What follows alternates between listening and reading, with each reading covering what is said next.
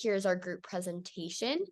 And we are starting off with bacteria. And so the example of bacteria that we were going to talk about is Lactobacillus acidophilus. And it got its name from its bacillus shape. And the rest of its name refers to this bacteria's acid-loving nature and its ability to produce lactic acid through fermentation. Common environments where this bacteria may be found include the human gastrointestinal tract, where it helps protect against the overgrowth of potentially harmful microbes.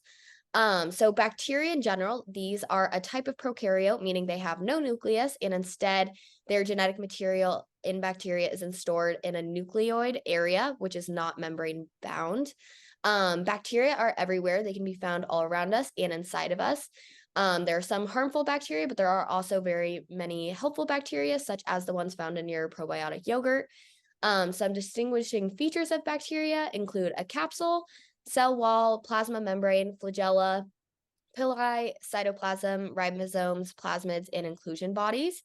And the major bacterial cell shapes include coccus, which is a round shape, bacillus, rod, and spirilla, which is a spiral shape. And then there's also vibrio, which is a curved rod, and spirochete, which is a long, loose helical spiral. So next we have virus, and the example of a virus that we included was HIV virus. This is a virus that attacks cells that are responsible for fighting infection. This makes a person much more vulnerable to other infections and diseases, and it is spread through contact with certain bodily fluids with individuals who have HIV. These are the smallest microbes. They are simply comprised of protein capsids with some genetic material inside, and sometimes they are surrounded by an additional spiky layer called an envelope. And typically, viruses attach themselves to other cells and work their way inside, and they are a unique type of microbe because they are only alive and can multiply inside other living cells. So upon making contact with another cell, the virus typically attaches to the host cell before making its way inside. Next, the virus would then use the host cell's resources to replicate its own genetic material, and then once this is done, the virus would leave the cell through either budding or lysis. And next we have fungi. So fungi are eukaryotic, unicellular, or multicellular microorganisms that are heterotrophic, meaning they need to obtain their energy from other organisms. Fungi consist of unicellular yeast, multicellular molds, or a mixture of the two. Fungi are classified by their reproductive ability. They're asexual, sexual, or a combination of the both. Some key features that fungi are noted for are their chitinous cell wall, tubulin-containing microtubules, the ability to synthesize lysine by the AAA pathway, and plasma membranes containing the sterile ergosterol. Saccharomyces cerevisiae is the example of this fungi, and it is one in about 1,500 unicellular fungi, also known as yeast, that can be found anywhere from water to the human body. Saccharomyces cerevisiae are known for their fermenting capacity within a large range of sugars, which aids in the making of a variety of products such as beer to the processing of coffee. And S. cerevisiae reproduce asexually, mainly through budding, and have a round or ellipsoidal shape. And the next slide is going to be about protozoa. So protozoa are a type of protists that are heterotrophic unicellular eukaryotes.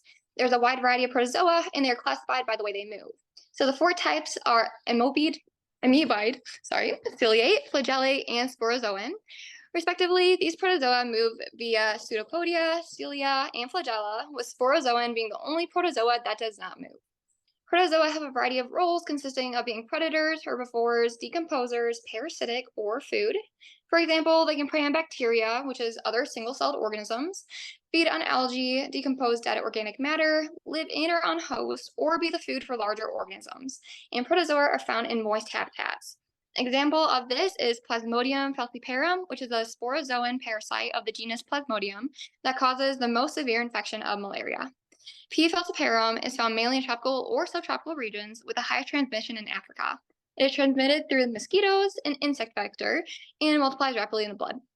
To differentiate between the type of Plasmodium and what stage of life it is in, comparing the appearance of erythrocytes to the appearance of the parasite is the guideline used since it is very diverse. Okay, and then our microscopy tip. Start to focus using the lowest magnification. In a compound microscope, this is the 4x objective. Make sure the objective clicks into place. In a stereo microscope, start by using the 1x. Additionally, focus first by using the coarse adjustment knob, then the fine focus knob. You should be able to change from one objective or magnification to another with just a minor fine focus adjustment. Okay, wonderful.